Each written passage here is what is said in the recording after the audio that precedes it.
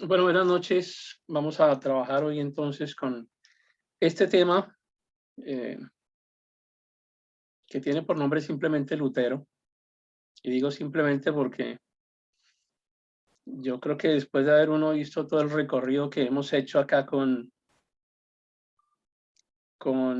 casi un año de trabajo, creo que Lutero se merece, por lo menos que le dediquemos un ratico a su trabajo, a su obra.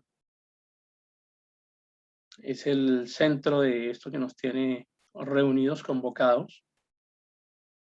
Ojalá tuviésemos muchos Luteros, o mejor aún. Van a ver ustedes que él no fue el hombre perfecto, por supuesto, que tuvo muchas fallas, pero influye mucho en nuestro pensamiento. Quienes van a ver esta clase no en vivo, sino grabada, seguramente van a notar que haremos varios cortes durante, durante la clase, porque me es necesario compartir varios videos que probablemente tengan derechos de autor.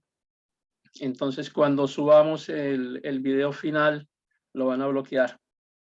Entonces, les he dejado los enlaces en algunas de las páginas, de las diapositivas, para que quien está viéndolo en grabado, pues detenga la grabación y observe el video antes de continuar, para poder comprender bien de qué estamos hablando.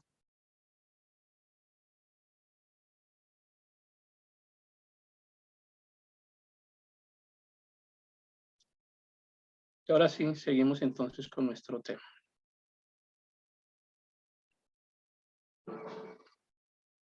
Si escuchan el pollo por allá al fondo, tengo un vecino que compró un pollo eh, y el pollo comienza a cantar. Estoy dando la clase desde mi casa, el pollo comienza a cantar a las 3 de la mañana. Ese pollo tiene algo especial. A las 3 de la mañana. He intentado localizarlo para ver si hacemos algo con él, pero no lo tengo bien identificado todavía. Hay que incluir el pollo en el podcast, Hansel. A ver qué hacemos con ese pollo, cómo lo desaparecemos. O le hacemos un escamichi salvadoreño. Bueno,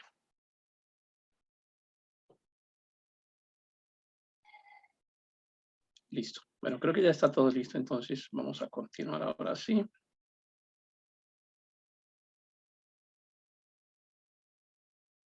Y vamos a hablar entonces, permítame, cierro acá esto para poner más pequeñita aquí, que salga completo. Listo, entonces vamos a hablar ahora acerca de la edad de la imprenta, la edad de la imprenta. Porque aunque un modelo de imprenta ya se conocía principalmente en la China hay algunos que dicen que la imprenta se la inventaron en la China, pero no es tan así. Realmente lo que aparece con Gutenberg es una máquina fundamentada en una idea que tenían en la China, pero realmente Gutenberg termina por convertirse en el genio creador para la historia por la aplicación práctica de la máquina, por la masificación de su uso. Y aunque hay otros escritos que se hicieron antes, ensayos de impresos también en estas imprentas, pues le corresponde a la Biblia el honor de ser el primer libro impreso, libro como tal, impreso en la historia de la humanidad. Como siempre, la Biblia lleva la preponderancia en todo, y les insisto, pues en la China ya se habían hecho otros ejercicios. Antes de que los libros se imprimieran con letras móviles, ya ellos habían realizado unos textos impresos con algo que se llamaba silografía. Pero la silografía es otra técnica, es con unas planchas de madera, las van desgastando hasta que unas partes quedan en blanco y luego ahí entintan y ya la aplicaban directamente sobre papel arroz. Pero pues era una prensa diferente, era una prensa plana. Gutenberg lo que hace es que perfecciona esa técnica y hace un modelo, un procedimiento tipográfico que existe prácticamente hasta hoy en día de la misma forma. Eso prácticamente no ha cambiado nada, excepto ya pues con las impresiones modernas que son ya digitales, pero mientras se logró, mientras se hizo procedimiento tipográfico, básicamente la máquina que se utilizó normalmente fue la de Gutenberg. Lo que hizo él básicamente fue que sustituyó la madera por metal y fabricaba moldes de fundición. Yo quiero que estén atentos a esto que estamos mencionando, porque el trabajo realmente de imprimir una Biblia no es sencillo hoy en día, pues mucho menos en aquella época.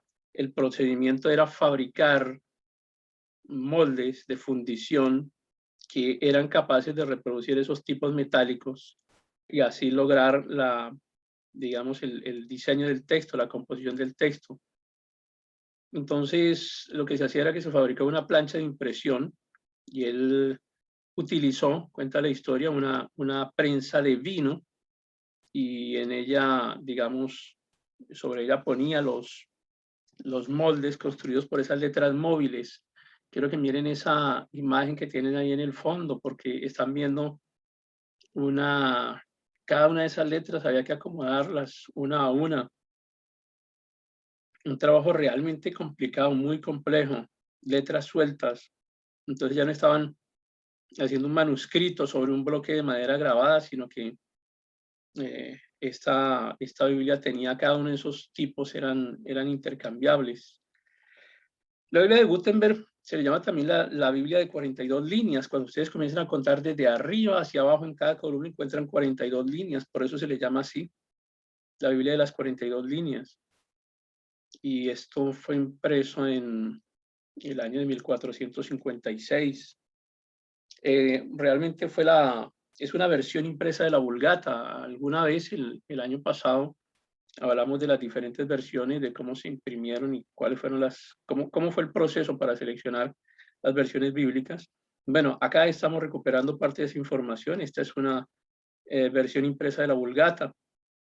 Recuerdan ustedes que se llama Vulgata porque fue traducir la Biblia del latín técnico, del latín científico, del latín ilustrado, a un latín corriente, que fuera más cercano a las personas que pudieran de todas maneras tener algún tipo de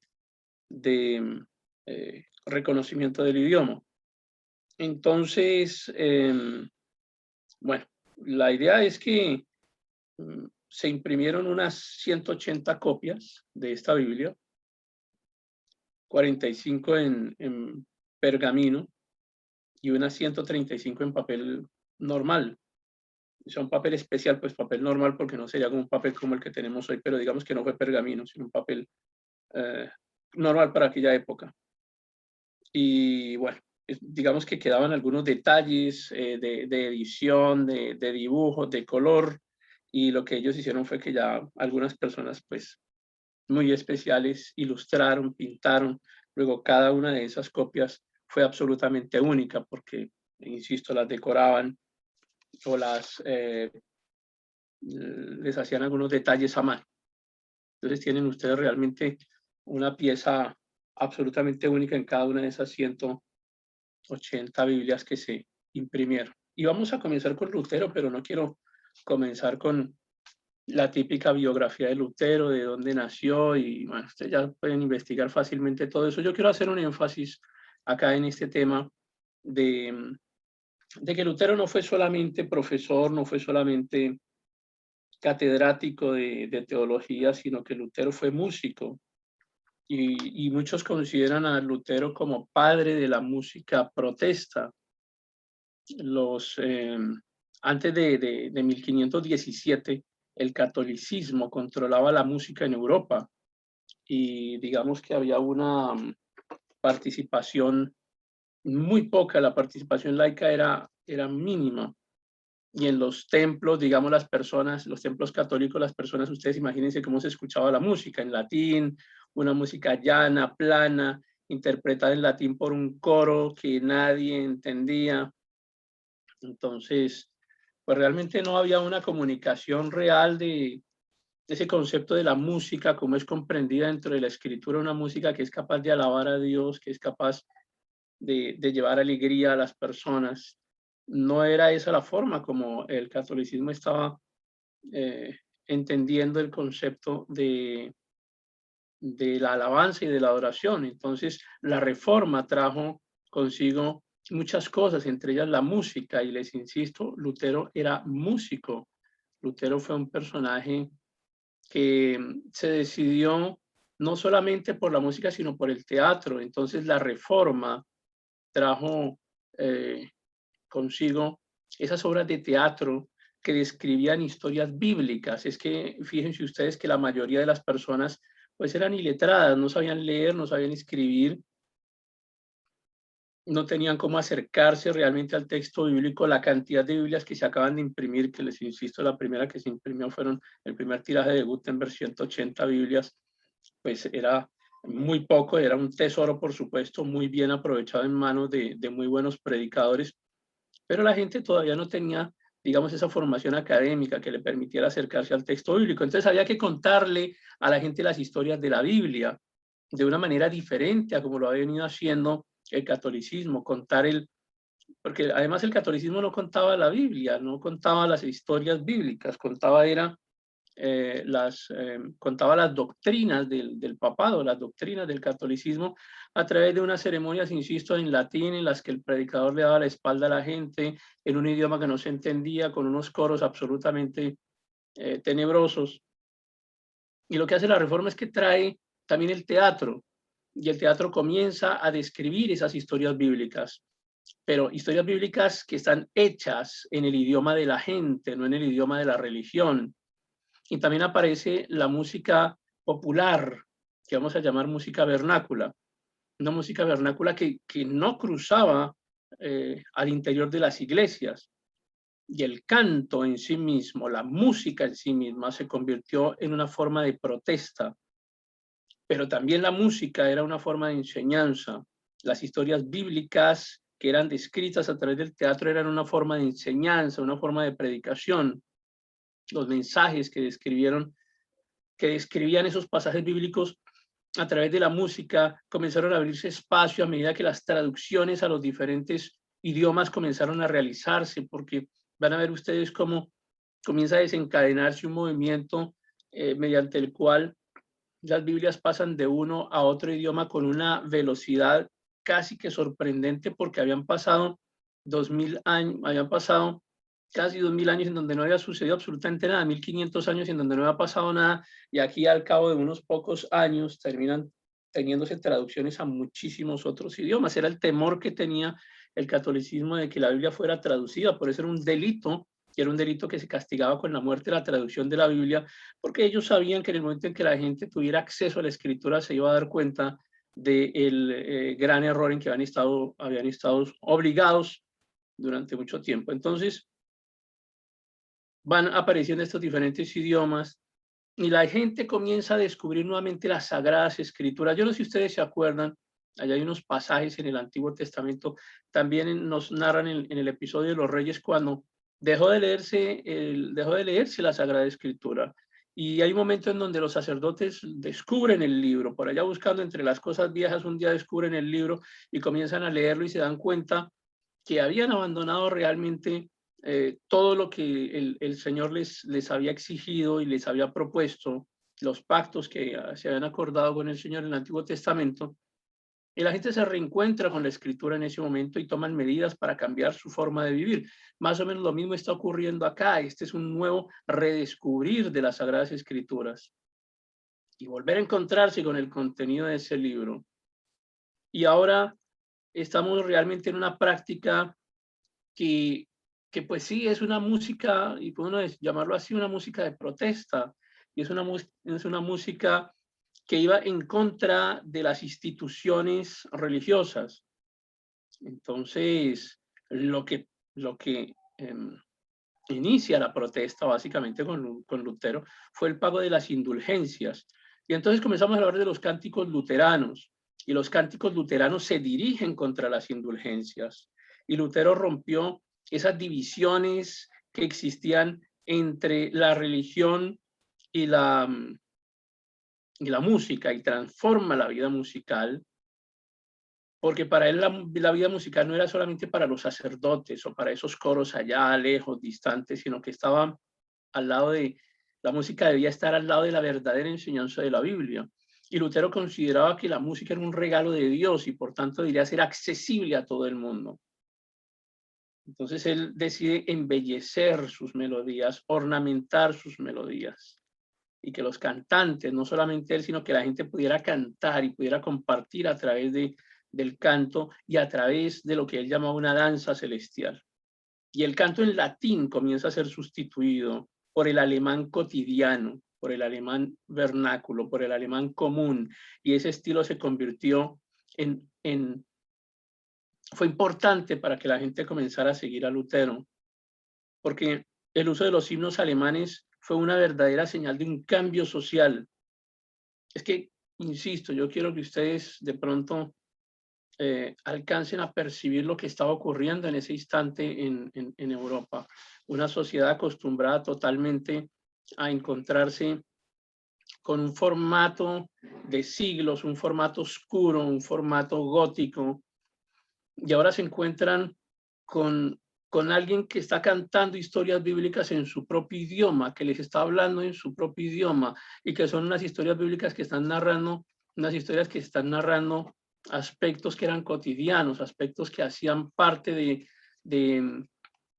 era relacionar a la gente, relacionar al pueblo con las historias bíblicas, y que la gente a través de la música y la gente a través del arte, de la representación dramática, pudiera encontrarse con esos episodios de la Biblia. Realmente era sorprendente, y la gente encontró esto como algo muy novedoso, revolucionario, entender. Realmente cuando uno habla de reforma, habla de protesta, pero una protesta que fue cultural, una protesta que fue basada en la música, basada en la traducción, basada en el conocimiento, basada en la capacidad de lectura, basada en el arte. Y entonces hay algunos elementos importantes acá dentro de esta representación que está haciendo Lutero, dentro de estas representaciones que comienza a hacer Lutero, y él comienza a agregar unas letras religiosas que se convierten en himnos. Entonces, más o menos sobre el... Ok, me quedo por aquí otro poquito todavía. Entonces, él comienza a crear unos himnos que son muy tradicionales, muy reconocibles, así como cuando todos nosotros seguramente hemos escuchado algún tipo de alabanza o de adoración independientemente del país donde estemos y que tengamos diferentes intérpretes y probablemente escuchemos una canción, un himno y todos lo sepamos. Entonces, así trasciende fronteras y es realmente lo que ocurre en aquel momento con las alabanzas, con la música que está comenzando a surgir en ese instante. Hoy en día incluso la gente habla de algunos de esos himnos que fueron utilizados en la época en la época de la Reforma, y la gente los sigue utilizando. Hay un himno que se llama Venceremos, que es un tema de origen gospel que ha sido convertido en himno del movimiento de derechos civiles de Estados Unidos, por ejemplo. Hasta ahí ha trascendido, hasta acá ha trascendido la música de Lutero. Entonces la iniciativa de Lutero fue especialmente útil en esa época de ignorancia. La gente, insisto, no sabía leer, no sabía escribir, no tenía, aunque tuviésemos las Biblias en nuestro idioma, la gente no tenía acercamiento al documento porque no sabía cómo leerlo. Entonces, aquí es donde es útil la estrategia de Lutero, porque incluso las personas analfabetas, que eran alrededor del 85% de la población alemana, no sabía leer ni escribir, pues estamos hablando del año 1500, pero podían aprenderse las canciones y podían aprenderse esas canciones y transmitirlas. Y ahí es donde realmente radica la importancia de la estrategia de Lutero. A través de canciones que la gente podía aprenderse, que podía repetir, no necesitaba leerlas, necesitaba aprenderlas. Y al aprenderlas y repetirlas, se transmitía el mensaje de evangelización. Entonces la música se convirtió en un mensaje. Y Lutero se encargó personalmente de impulsar esos cambios. Cambios que comenzaron a desarrollarse también en los colegios reformistas, porque finalmente la reforma lo que hace es construir una nueva sociedad, una sociedad donde hay nuevos colegios, nuevo diseño de familia, nueva forma de concebir la escritura, de concebir la música, las artes. Entonces, comenzaron a crear himnarios cristianos. Y esos himnarios cristianos, en esos himnarios cristianos, escribió letras que imitaban la forma de hablar de la gente. Tanto las músicas como las letras debían nacer de la verdadera lengua materna, no del latín, sino era de la lengua de la gente, que la gente la comprendiera, y utilizaba palabras comunes, las palabras cotidianas. Esa fue la estrategia, utilizar las palabras que ellos mismos usaban diariamente, convertirlas en música. Y hay una canción, una de las piezas más representativas de la iglesia cristiana hasta hoy en día, que se convierte en respuesta de la iglesia contra la dieta de Worms. La dieta de Worms es cuando, recuerdan ustedes, llevan a Lutero, lo interroga Carlos V. ¿Recuerdan Carlos V, el emperador Sol? Después de que lo excomulgan, porque a Lutero lo excomulgan, lo declaran hereje, lo excomulgan, y como consecuencia entonces estos himnos resultaron convirtiéndose en, en símbolos de esperanza. Y hay un himno que se llama Castillo fuerte es nuestro Dios, defensa y buen escudo. La música comenzó a propagarse de ciudad en ciudad antes de que las autoridades católicas pudieran silenciarla, y la imprenta fue absolutamente clave, porque los himnos de Lutero comenzaron a venderse como folletos, los himnarios, los folletos con los himnos, y eran enseñados en las ciudades. Entonces hay unos cantantes, así como los que hay hoy en día, van de ciudad en ciudad, van cantando, van haciendo sus eventos, y allá donde llegaban con los himnos de Lutero, vendían los himnarios también, y pues digamos que ese fue un sistema de evangelización muy rápido. Hay un lugar que se llama Magdeburgo. Allá la gente, antes de que llegara Lutero, cuando llega Lutero, la gente ya se sabía los himnos, los cantos. Entonces, incluso los himnos llegaron a predicar antes que el mismo reformador. Y salen de las zonas luteranas y comienzan a atravesar las fronteras, y luego pues llegan a los lugares donde el mismo catolicismo estaba enraizado. ¿Y qué estaba haciendo el catolicismo mientras tanto? Continuaba concentrándose en sus representaciones visuales de la divinidad en la pintura y en la escultura. Fíjense cómo hay una contraposición con respecto al uso de las artes, porque ya vimos que acá en esta etapa previa, en la clase anterior, veamos cómo en el renacentismo el catolicismo se centró en la pintura y en la escultura, pero fueron fuertemente cuestionadas por su altísimo contenido homosexual degradante, mientras que el cristianismo abrazó la música, y muchos otros siguieron el ejemplo de Lutero, y comienzan a aparecer nuevos compositores cristianos, y la estrategia de evangelización fue a través de la música, y fue a través de, de las obras que representaban en los diferentes escenarios en las ciudades, pero la música fue muy importante. Y aparecen otros personajes muy importantes dentro de nuestra historia de la Reforma, y como estamos hablando de música, y la música tuvo tanto que ver con la Reforma, pues aparecen clásicos de la talla, como el que están ustedes teniendo en imagen en este instante, Bach, que se considera hoy en día por los músicos que sí saben de música como el compositor de los compositores, y también le han llamado el compositor de la Reforma. Él firmaba, durante mucho tiempo la gente no comprendió qué significaba la firma que Bach usaba en sus partituras, la SDG. Dice que 3/4 partes de las composiciones que hizo Bach eran para adoración a Dios. Sí, el gran Bach, el que interpretan las mejores orquestas de todo el mundo, las mejores orquestas filarmónicas, eh, era cristiano, y era cristiano luterano, y las obras que interpreta fueron creadas para la alabanza de Dios.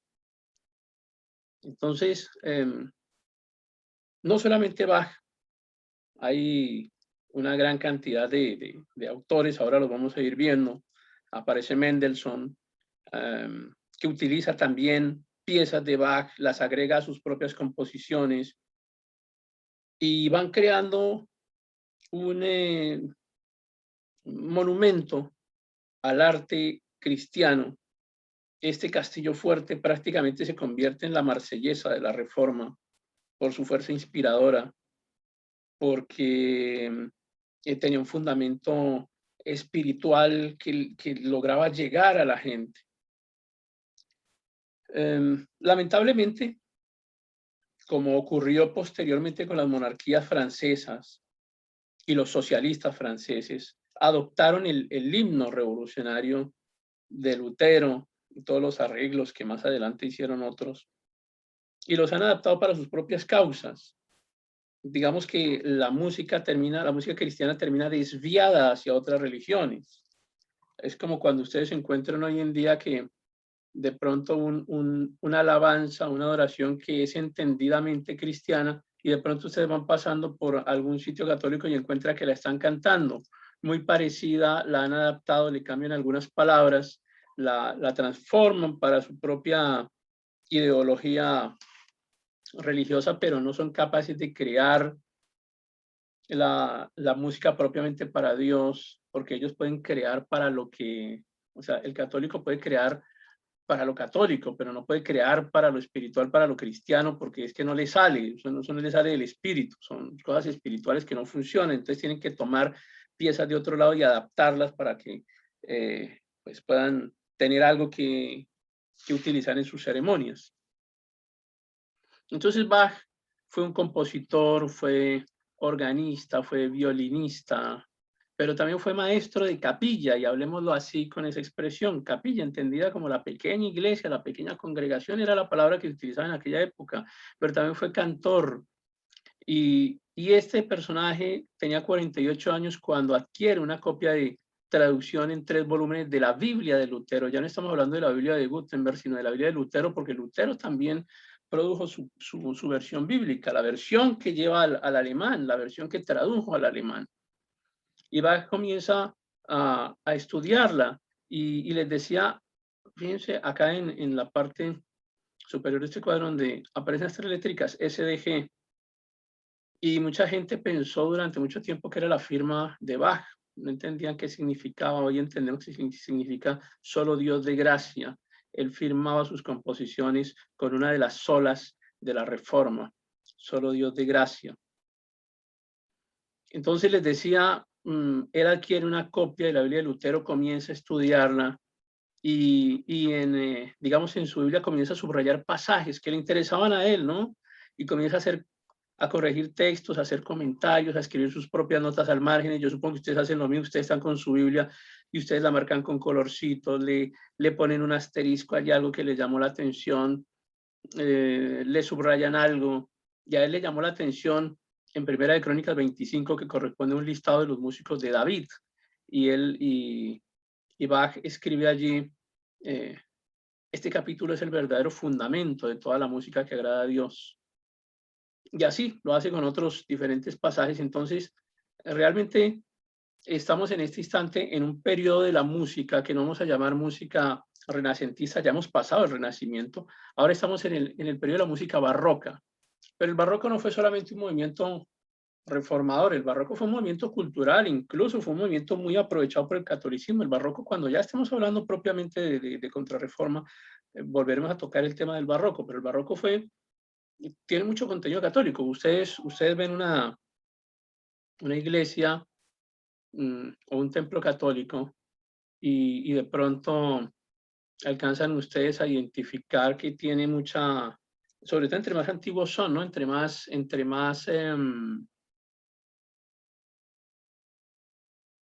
cercanos están al periodo de conquista, encuentran que esos templos eran muy llenos de imágenes y con mucho detalle. Los vestidos de las imágenes tienen muchos hilos, tienen mucho detalle. Igual sucede al interior de esos templos, digamos, la forma en la que están decorados, adornados, los capiteles, o sea, todo eso tiene que ver con el barroco, una recarga de formas. Bueno, la música también fue barroca y estamos aquí hablando de Bach como uno de los grandes compositores del barroco, pero era un barroco cristiano. Ahora, a nosotros nos parece probablemente un poco pesada la música porque nuestro oído no está acostumbrado a este tipo de música. A nosotros nos acostumbraron a otro tipo de música con diferentes tonos, diferentes sonidos. Nos parece hoy que esta música es un poco aburrida. Bueno, les cuento que esta música que parece hoy un poco aburrida era música absolutamente revolucionaria en aquella época, porque la gente estaba acostumbrada a sus coros en latín. Entonces, ahora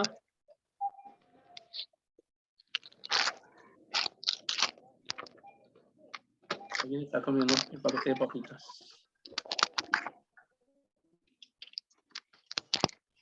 Pensé que era el gallo. No, todavía no ha aparecido, no lo he escuchado.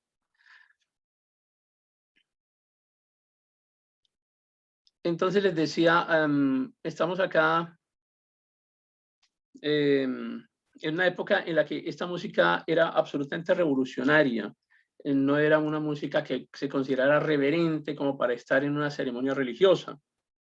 Y bueno, pues realmente es una música que, insisto, hoy en día nos parece difícil de asimilar, de entender, porque estamos acostumbrados a otro tipo de ritmos. Pero realmente Bach no es que haya vivido en un ambiente demasiado agradable, como que uno siempre nunca quiere, de pronto alguien dirá, no, me gustaría haber tenido la vida que vivió Bach. Pues bueno, Bach tampoco es que estuviera muy contento con su propia vida. Él vivió en un entorno muy amargado, muy hostil. La gente lo atacaba por su tipo de música, pero fue tan prolífico que alcanzó a escribir una cantata cada semana. Y hoy en día se considera que si alguien logra hacer una cantata en un año, pues es muy hábil, es altamente alabado porque está escribiendo esa pieza en un año. Bueno, Bach sacaba, producía una cantata cada semana, ya para que ustedes imaginen el nivel de composición que tenía. Por eso le llaman el compositor de compositores. Entonces, se considera que hay alrededor de un poco más de 200 obras de este periodo de su vida y la mayoría de ellas concluyen con corales luteranos, con himnos luteranos. Entonces la música siempre estuvo estrechamente ligada a los pasajes bíblicos.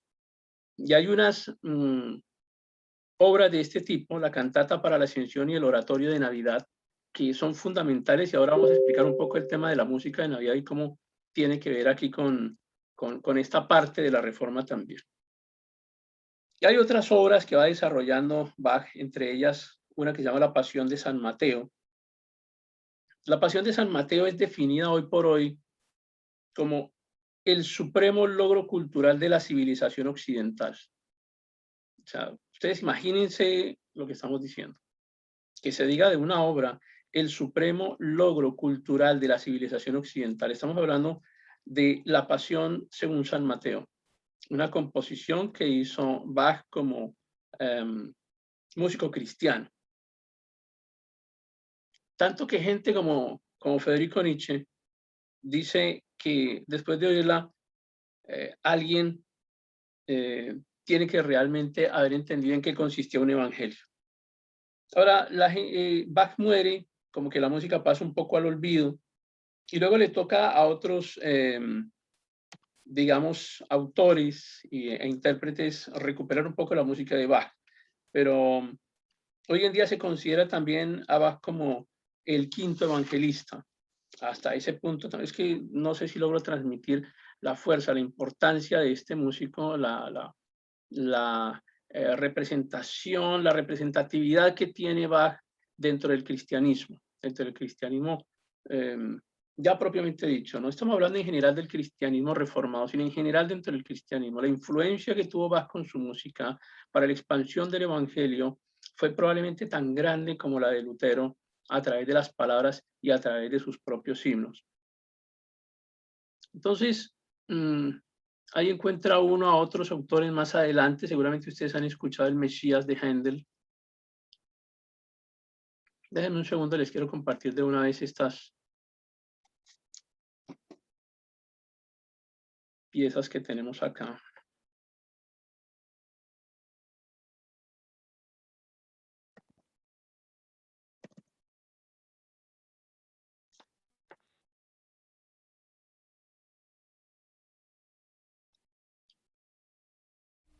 Yo pensé que solamente se multiplicaban los panes y los peces, pero ya vi que no. ¿Por qué? ¿Qué pasó? Se multiplican también los londoñitos. Ah, ok, sí, ya, sí, están ahí un poco, no sé qué les pasó, salen en grupo, están amontonados, Salen en band. salen en banda. Sí,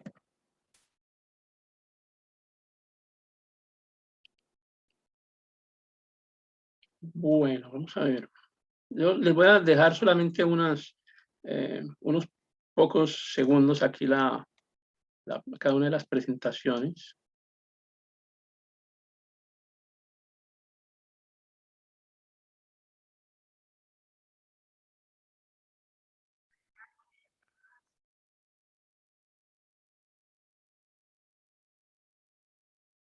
Entonces ustedes van encontrando un proceso de cambio en el modelo cultural, en el modelo social, en el modelo musical, y esto impactó a la gente. O sea, la reforma comienza a difundirse como pólvora.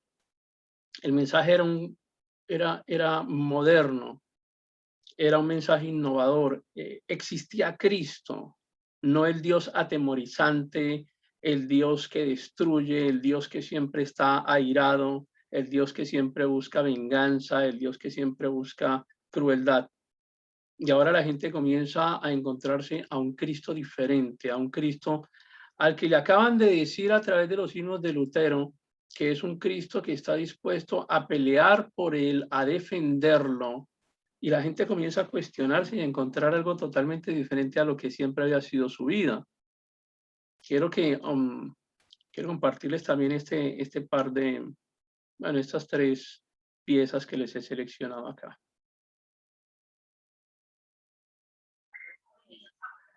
Es probable que ustedes este tipo de piezas musicales las hayan escuchado antes y no habíamos tenido el sentido de comprender que pertenecían a autores cristianos o a compositores cristianos y que realmente son alabanzas, son himnos cristianos. Sí, hay una ligera diferencia probablemente entre lo que es lo que escribían los compositores de aquella época y lo que escribimos hoy.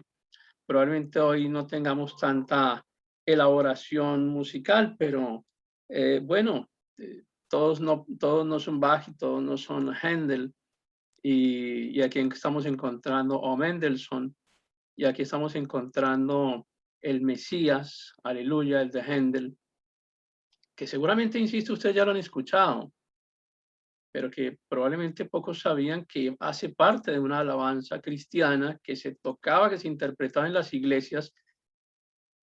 Y sigo insistiendo en la transformación del modelo cultural, del modelo musical y del modelo de predicación que comienza a recibir la gente de la Reforma.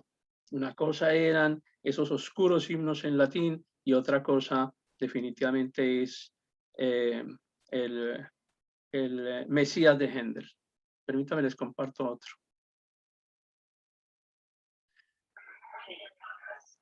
Bien, entonces han visto ustedes algunas de las piezas representativas de la música cristiana, saliendo del Renacimiento, entrando al Barroco. Y esta es la música con la cual comienza a evangelizarse, con la cual comienza a mostrarse otra cara de la Biblia, de la Escritura, del acercamiento de Dios hacia las personas. Y yo creo que sí se nota un poquito la diferencia. Es decir, el estilo realmente fue importante para lograr un trabajo representativo de la congregación, en las congregaciones. El trabajo de Lutero, el trabajo de los reformadores, el trabajo de los músicos, todos actuando como una unidad de comunicación. La comunicación ha sido fundamental en la reforma. Fíjense cómo partimos de lo último en tecnología que existía en aquella época, que era la imprenta. La imprenta era el recurso más moderno en tecnología que pudiese haber existido en aquel momento y fue el usado para poder comenzar a divulgar los posts, los textos, los pasajes de la escritura. Pero la vida sigue dentro de la iglesia, la vida sigue, y los reformadores comienzan a transformar su familia, su visión, su concepto de educación. Y también surge ese concepto de la Navidad. Y la Navidad fue importante para los reformadores. Los reformadores no vieron la Navidad con la malicia, con la maldad con que muchos cristianos hoy en día la ven. Para ellos, la Navidad fue una oportunidad de evangelización. Para los reformadores, tener una fecha X, independientemente de que Cristo hubiera nacido o no en esa fecha, se estableció como una oportunidad para poder llegar a los pueblos, a las otras ciudades, para poder decirle a la gente, contarle a la gente de una forma más vívida. No teníamos televisión, no teníamos cine, pero teníamos teatro, teníamos escenarios y teníamos música.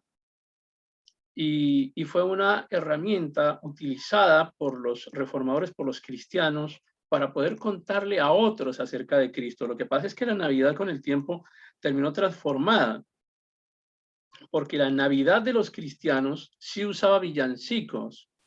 Villancicos tiene que ver con, deriva de la palabra villa, es decir, iban a las villas, a los pueblitos, y allá les contaban acerca de Jesús en esta época de Navidad, y les contaban que había nacido en Belén alguien que era el Hijo de Dios, y con esta música tan bonita que comienzan a crear.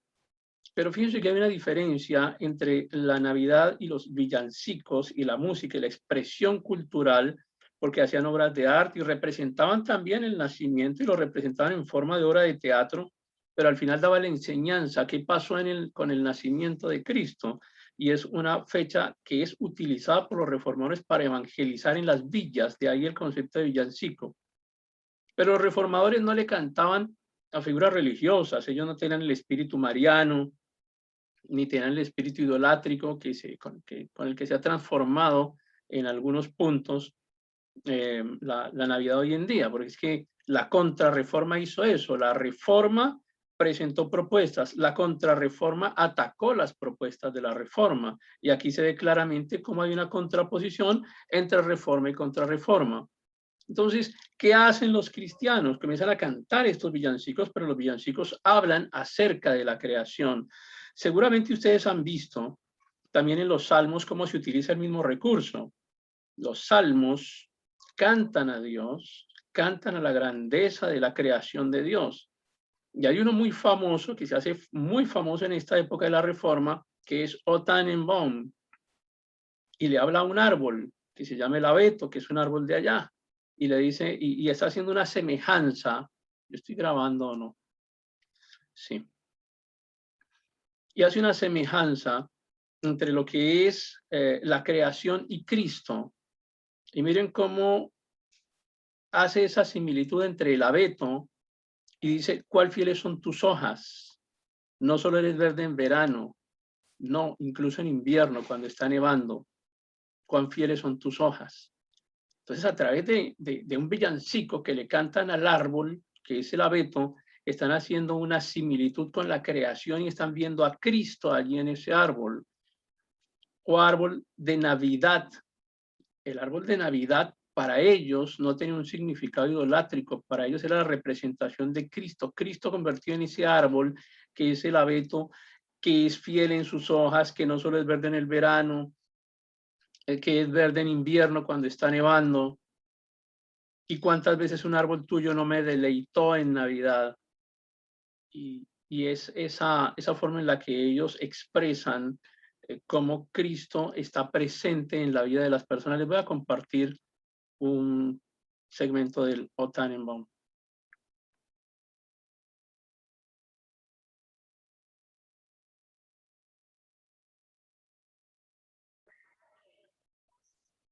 Entonces, cuando ustedes escuchan esas representaciones, y ya tiene un poco más de sentido de por qué los reformadores cantaban de esa manera y a quién le cantaban, ¿Y qué era lo que querían decir cuando están refiriéndose al árbol, al abeto?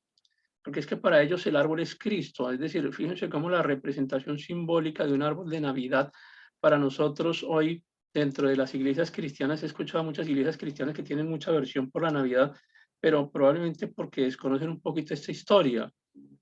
Es que ellos veían en el árbol a Cristo, insisto, el árbol que no solo es verde en el verano, sino que en invierno cuando está nevando, que está para protegerlos, que está allí presente, es el simbolismo, es la fuerza que puede llegar a tener esa representación de Cristo. Y definitivamente tocaba las fibras emocionales de la gente se inspiraba por este tipo de música. Y la Navidad comienza a convertirse entonces, les decía, también en una herramienta de evangelización para la gente a través de esta música, a través de las representaciones artísticas. Y hasta acá no hemos visto nada de idolatría y no hemos visto nada de catolicismo, y hemos visto simplemente un ejercicio de divulgación de un mensaje que era el mensaje de la Escritura. Insisto, a través del uso, en este caso a través del uso del árbol, como lo hacen, ustedes leen los salmos y pasa lo mismo. Y es más, la Escritura dice que es a través de la creación que se habla de Dios, la misma creación habla de Dios, y ese es el reconocimiento que está haciendo aquí la gente.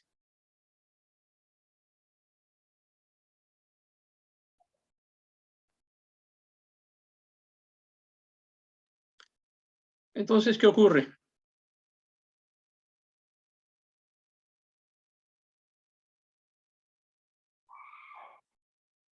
Llegaron aquellos.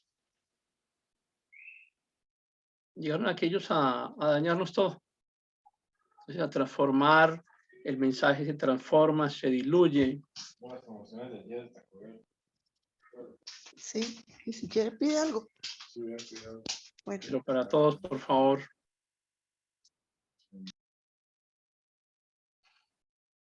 El mensaje se diluye porque estamos encontrando acá que aparece, insisto, para cada acción de la reforma viene una acción de la contrarreforma. Y entonces la contrarreforma lo que hizo fue buscar el sincretismo con las tradiciones culturales, con las tradiciones de los pueblos, más adelante con la conquista de América, con la invasión de América, hacer sincretismo con las tradiciones aborígenes. Toman esas alabanzas cristianas, los mensajes que estaba dando la reforma, los catolizan, les ponen sus parámetros culturales, sus parámetros religiosos y lo transforman. En Colombia tenemos, por ejemplo, el concepto de las novenas. Las novenas son una representación religiosa que se hace acá desde comenzando el mes de diciembre. Le llamamos el Día de las... No, bueno, primero viene el Día de las Velitas. El Día de las Velitas viene comenzando, no recuerdo si es el 7 o el 8 de diciembre. Nosotros estamos celebrando Navidad o estamos celebrando fiestas de fin de año aquí desde que comenzó septiembre. Colombia es un país muy particular. Acá hay unas emisoras que dicen desde septiembre hasta Semana Santa. Entonces resulta que acá la fiesta comienza desde septiembre, la gente ya se siente en ambiente festivo, ya los almacenes están vendiendo toda la decoración navideña, aquí Halloween casi no impacta mucho, y al día siguiente de Halloween ya las casas comienzan a vestirse de Navidad y toda esta película se acaba, de verdad, se acaba en Semana Santa, o sea, el día en que termina el último de Semana Santa, se acaban los carnavales, se acaba toda la fiesta de fin de año que dura hasta esa fecha. Entonces, dentro de ese proceso muy particular de las cosas culturales de Colombia, hay una fiesta que se llama la fiesta de las velitas, que en algunos países de América está extendida, en otras no. Y entonces, en las mañanas, en algunas ciudades en las mañanas, a las 5 de la mañana, aparecen las familias en las puertas de las casas a poner velitas para celebrar, pues, que está llegando la Inmaculada Concepción. La Inmaculada Concepción es uno de los íconos, digamos, tradicionales aquí en Colombia. Luego, también nos inventamos otra cosa que se llama la novena. La novena tiene un origen también aquí muy particular en un pueblito de Colombia la escribe una profesora, luego es modificada. Bueno, hay una profesora y hay creo que es un ecuatoriano que participa en la creación de esa tradición. Cada día de los 9 días previos a la Navidad hay un librito que se vende en todas partes y que te dice que tienes que rezar y cómo rezar, y que hay que cantar. Entonces, fíjense cómo es un proceso de respuesta cultural, de respuesta religiosa, de crear iconos, de crear imágenes, de crear figuras hay figuras que pueden traer aversión y hay figuras que pueden ser muy llamativas, positivas. Y eso tiene que ver también con el lenguaje propio de las religiones, no solo de las religiones, en general del marketing, pero estamos hablando hoy de reforma y contrarreforma y estamos trabajando sobre ese tema, de cómo las imágenes son fundamentales dentro de este proceso de creación de las tradiciones de la reforma y de la contrarreforma. Entonces, vamos llegando por acá a el momento en que aparecen las 95 tesis, que cuestionan la forma en la que se reconocía el catolicismo a sí mismo y cómo gobernaba el catolicismo. Pero cuando ustedes miran con cuidado este proceso yo les voy a compartir un texto también, el texto de esta semana está un poco extenso, pero porque les incluí las 95 tesis. Entonces, de pronto, alguno quiera leerse las 95 tesis de Lutero. Qué bueno sería que lo hiciera porque le va a permitir entender realmente cuál fue el fundamento de la reforma el fundamento de la reforma de Lutero. Si usted se lee esas 95 tesis, que se gastará 10 minutos, se va a dar un panorama de qué fue lo que propuso Lutero realmente. Y usted se va a dar cuenta que Lutero ni siquiera propuso un cambio tan profundo como el que propusieron los prerreformadores. O sea, en términos prácticos de lucha doctrinal, ustedes van a encontrar a un agresivo Savonarola, por ejemplo, o a un Jan Hus, o a cualquiera de los que vimos en la clase anterior, y los va a encontrar mucho más sólidos doctrinalmente.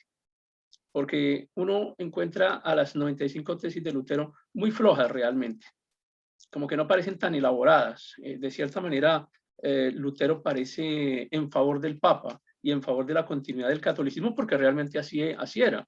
A él lo que le molesta mucho son las indulgencias y el hecho de que se diga que el Papa puede perdonar pecados o que los clérigos pueden perdonar pecados, y eso es lo que más le impacta a él. Les voy a compartir unos minutos acá de una película que se llama Lutero, que también se las he dejado por allí enlazada en algún lado, pero me parece apropiado que se las comparta en este instante.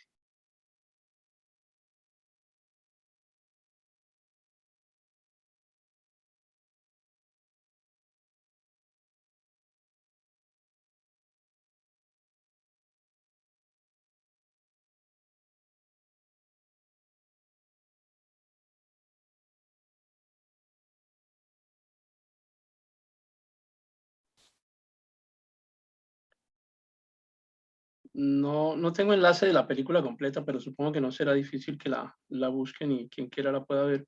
Pero es interesante porque nos muestra un poco la forma en la que Lutero finalmente se encuentra en esa confrontación entre su propia creencia, lo que él consideraba que era correcto.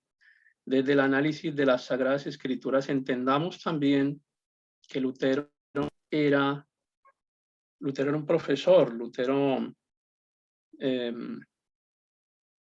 realmente produce un evento que es un evento que uno tiene que entenderlo como un evento global, el evento del 31 de octubre de 1517.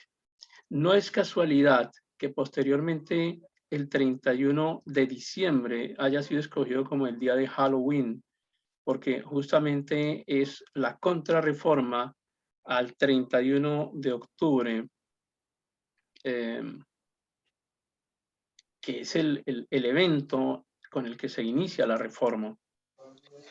Y estamos frente a un profesor de estudios bíblicos de una recién fundada universidad de Alemania, la Universidad de Wittenberg, que termina, después de haber visitado Roma, desencantado con lo que encuentra, en profunda contradicción con el tema de las indulgencias, que es el núcleo fundamental de sus 95 tesis.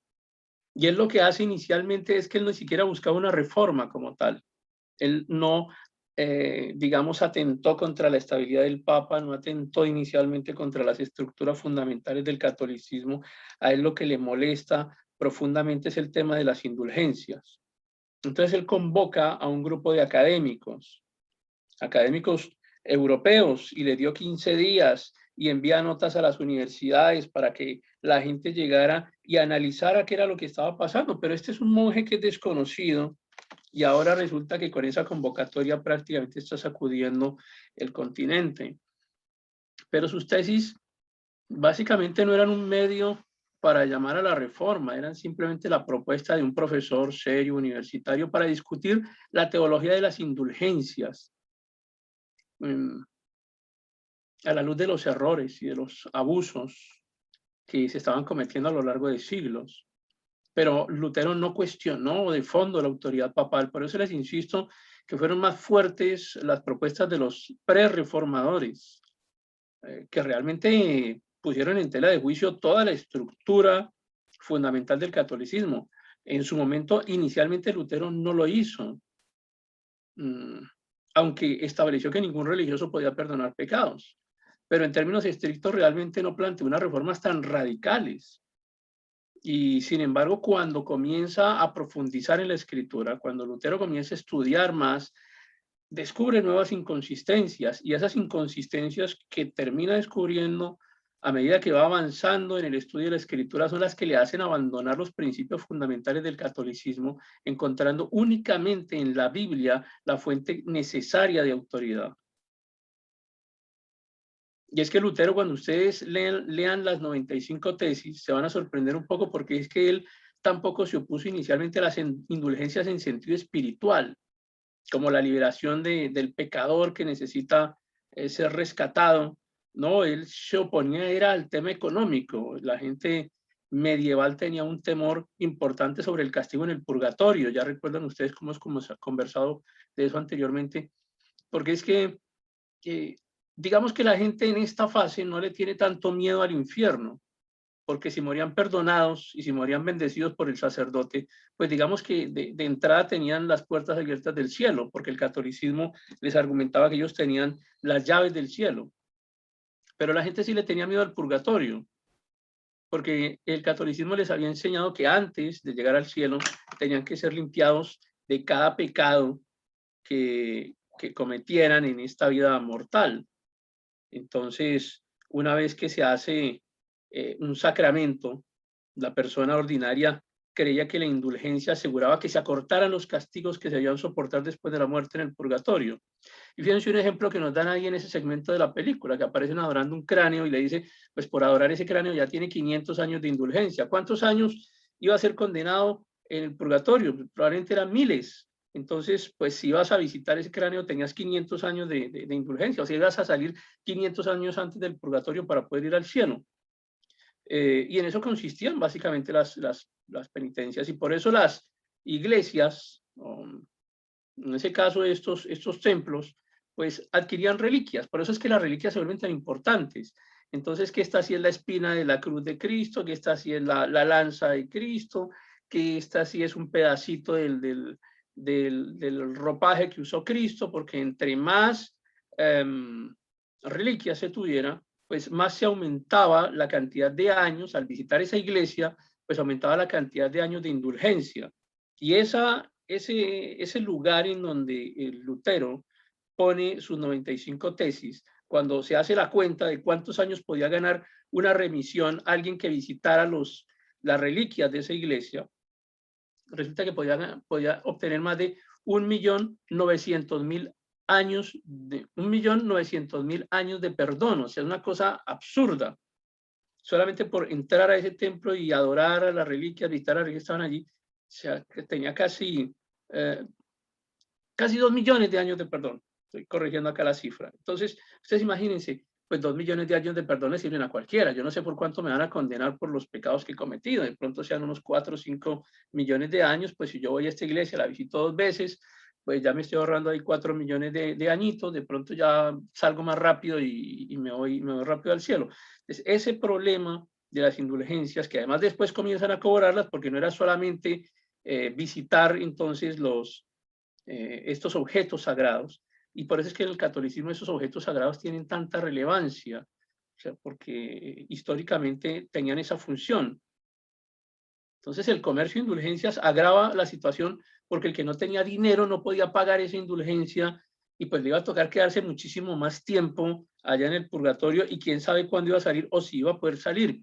Y si no tenía familia, ¿quién iba a comprar una indulgencia por él? Entonces el asunto era realmente muy grave. Y por eso también recuerdan ustedes cómo el catolicismo se enriquece desproporcionadamente en un momento, porque la gente comienza a entregar sus bienes para el catolicismo. El catolicismo decide que se va a enriquecer y le dice a la gente, bueno, usted mira a ver, sus hijos cómo se portan, su familia cómo se porta, le van a comprar indulgencias después de que usted se muera, ¿qué va a pasar con ese dinero? Y la gente dice, no, pues la verdad es que a mí me hereda la iglesia. Y me hereda la iglesia porque con eso por lo menos yo meto una plática ahí al fondo de las indulgencias y yo no sé cuántos años me van a dar, pero por lo menos ahí voy avanzando y ese miedo real que tenía la gente acerca de las indulgencias, pues es un miedo que comienza a manifestarse y que comienza a hacer mella en la cultura popular y eso realmente fue lo que Lutero termina enfrentando, pero Lutero, cuando ustedes lean las tesis, no enfrenta fuertemente al Papa, no enfrenta a otras tesis fundamentales del catolicismo, sino él inicialmente le reclama al Papa, porque si el Papa podía cerrar las puertas del infierno porque tenía las llaves, o sea, es que fíjense una cosa, cómo es que va la lógica de esto. Resulta que el catolicismo vende la idea de que tiene las llaves de los cielos y tiene las llaves del infierno. Entonces, pues si las tiene, ¿por qué no abre? O sea, abra, es lo que le dice Lutero, abra las puertas del infierno, saque a toda la gente y métala al cielo, porque el Papa tiene la autoridad, porque el Papa es el representante de Dios. Era como un Lutero un poco ingenuo también, insisto, porque él no tenía muy desarrollada todavía su teología. Estamos aquí en esta primera fase de Lutero, en donde él cree en el catolicismo, cree en la autoridad papal. Es más, en algunos pasajes de sus 95 tesis defiende la autoridad papal. Pero es que él honestamente considera que el Papa está actuando bien, sino que los religiosos lo están engañando y son los religiosos los que están actuando mal. Él no conoce esta historia que ya hemos visto de cómo se comportaban los papas y de cómo se comportaban todas estas estructuras religiosas. Él piensa que realmente ellos están actuando bien y son algunas personas que están actuando mal en contra de la iglesia. Entonces ahí encontramos, por fin, un enfrentamiento dentro de su dialéctica, dentro de su lógica. Lutero dice, pero ¿por qué no entiendo si el Papa tiene las llaves? ¿Por qué simplemente no saca a la gente del infierno? ¿Y por qué hay que cobrarle? O sea, no tiene sentido. Vamos a dejar que esa gente pueda pasar del cielo al infierno simplemente con abrir la puerta. ¿Por qué hay que cobrar? No es necesario cobrar. Y es digamos, ese punto es el punto más crítico de Lutero en cuanto a sus 95 tesis. Entonces, ahí encuentran ustedes la película para cuando quieran buscarla y ojalá la puedan ver el fin de semana y hacemos una relación entre lo que fue la importancia de la escritura a mano de M. Hansel. Ya encontré otra con otra portada, ¿no importa? Ah, ok, no, está bien, está perfecta. La compartimos ahora. Entonces, bueno, ustedes imagínense, estamos hablando de un proceso de evangelización que contrapone dos elementos tecnológicos aquí. Copiar un libro a mano a veces duraba 15, 16 años, una obra de arte bellísima, impresionante, que nadie iba a poder tocar, que nadie iba a poder leer. Y estamos hablando de un libro. Mientras que acá ahora estamos enfrentados a otra nueva tecnología, la imprenta, y la imprenta fue lo que hizo la diferencia, porque entonces uno se pregunta, pero espérate, pues si los prerreformadores tenían una concepción ideológica mucho más elaborada, porque realmente sí fue así. porque la de Lutero no fue una gran elaboración teológica inicialmente. Entonces, ¿qué les pasó a los otros? ¿Por qué no lo lograron? Y la diferencia está aquí, en el uso de la tecnología. La tecnología que tuvo a la mano Lutero marcó la diferencia, porque no había necesidad de escribir libros a mano, solamente se necesitaba reproducir a través del uso de la imprenta. Y eso marcó la diferencia realmente. O sea, la tecnología hizo la diferencia, ni siquiera la profunda concepción ideológica muy bien elaborada que tuvieron los prereformadores. No fue eso, no fue ese el gran avance. Realmente aquí la diferencia la marcó definitivamente la tecnología.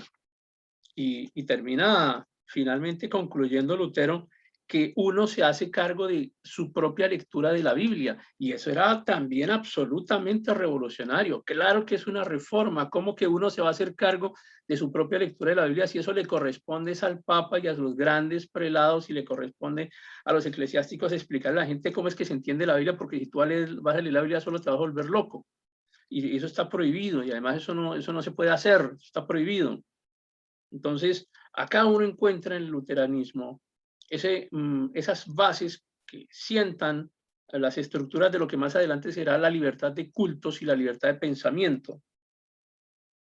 Y dice Lutero, serán eternamente condenados junto con sus maestros, aquellos que crean estar seguros de su salvación mediante una carta de indulgencias. Es que el golpe final se lo da Lutero al catolicismo es a través de las indulgencias, pero precisamente porque no atacó nada más y porque no había sido, digamos, tan fuertemente, no había sido tan radical como lo habían sido los prereformadores, fue que no le prestaron atención a Lutero. Y eso en parte le ayudó mucho. Y digo yo que le ayudó mucho porque es que el catolicismo se durmió con Lutero.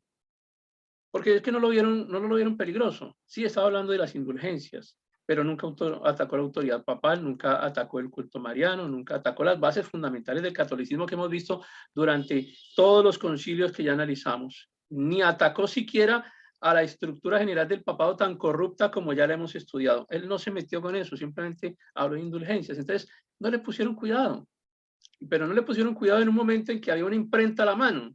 Y esa imprenta fue la que hizo la diferencia. Entonces, a pesar de que fuera poco, la llama fue pequeña en comparación con la llama que habían intentado incendiar los prereformadores. Fue una llama pequeña, pero fue una llama que se difundió masivamente. Fue algo que realmente hizo una gran diferencia. Y encontramos entonces la aparición de esto que llamaremos las 5 solas. Las 5 solas, pues realmente los reformadores no las escribieron en su momento, no hubo un documento que las recopilara a todas ellas. Los reformadores del siglo XVI escribieron sobre las 5 solas, pero en varios escritos de la época, no mencionándolas todas juntas en un solo lugar. Y finalmente estas 5 solas no se vienen a reunir completas, sino acá hasta el siglo XX. Y estamos hablando de sola escritura. La sola escritura, que solo la Biblia es la palabra de Dios, solo la Biblia es autoritativa, inspirada, solo la Biblia es fuente de autoridad, es accesible para todos, solo la Biblia es capaz de ser entendida con claridad, solo la Biblia se puede interpretar a sí misma, la Biblia no necesita interpretación externa, no necesita ayudas de afuera, la Biblia no necesita que le ayude ningún documento, no necesita que le ayude ninguna fuente doctrinal, no necesita un discurso, un tratado, un libro, una conferencia. La Biblia no necesita fuente externa, solo escritura. Es tan importante este concepto que se le llama el principio formal de la reforma, porque es la fuente y es la norma para el principio material que viene enseguida, que es la sola fe.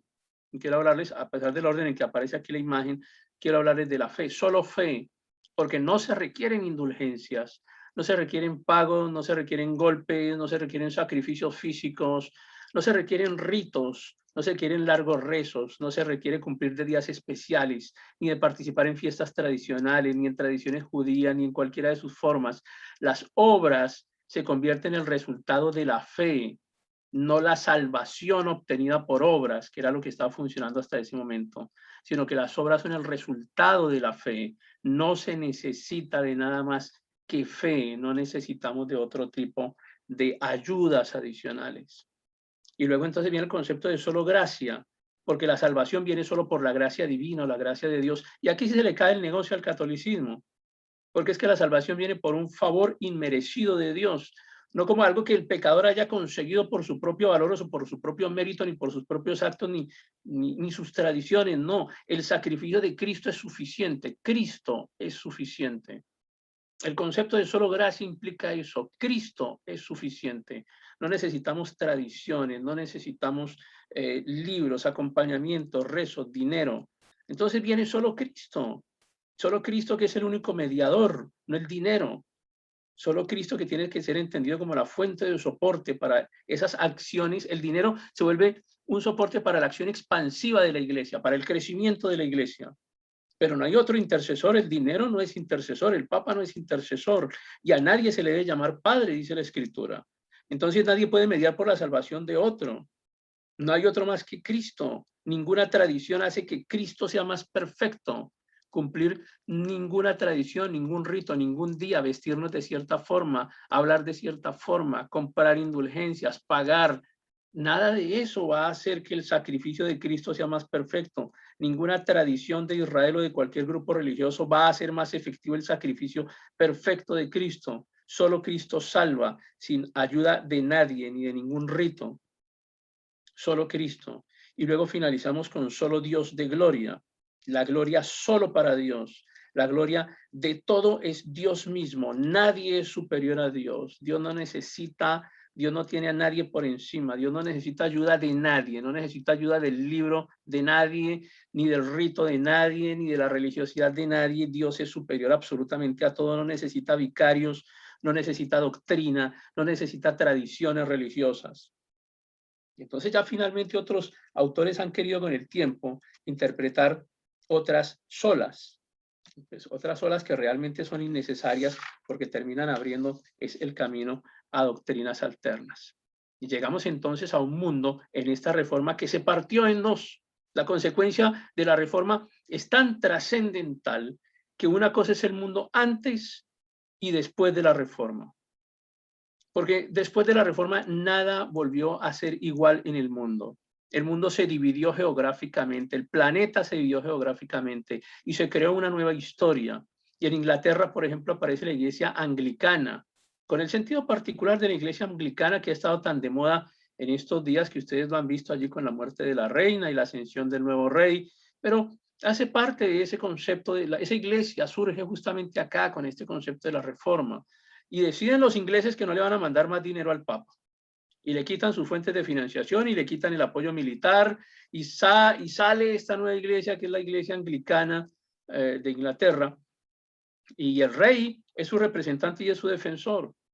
Entonces aparece Julio de Medici. Ya ustedes conocen la historia de los famosos Medici en Italia, que en este momento está convertido en papa. Es el Papa León VII, el que excomulga a Enrique VIII, al rey de Inglaterra, con el tema de las diferentes esposas que tuvo y todo lo que ustedes quieran.